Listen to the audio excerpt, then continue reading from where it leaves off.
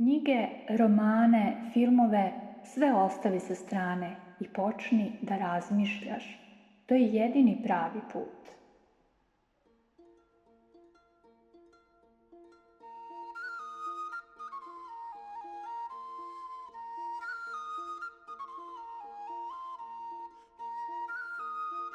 Jedino sami sebi možemo dati ono što često očekujemo od drugih.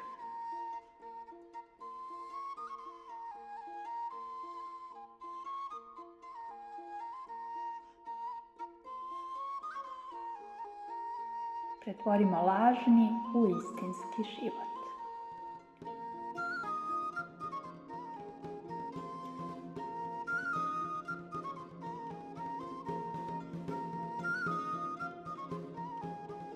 Ne sumnjajte u vaše mogućnosti ako su vam neki rekli drugačije.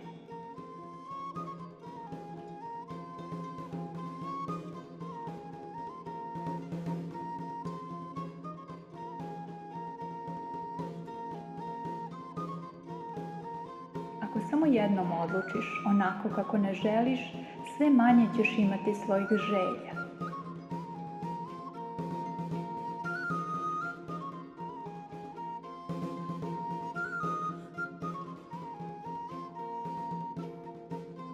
Sebičnost bi nam bila strana da ne mislimo samo o sebi.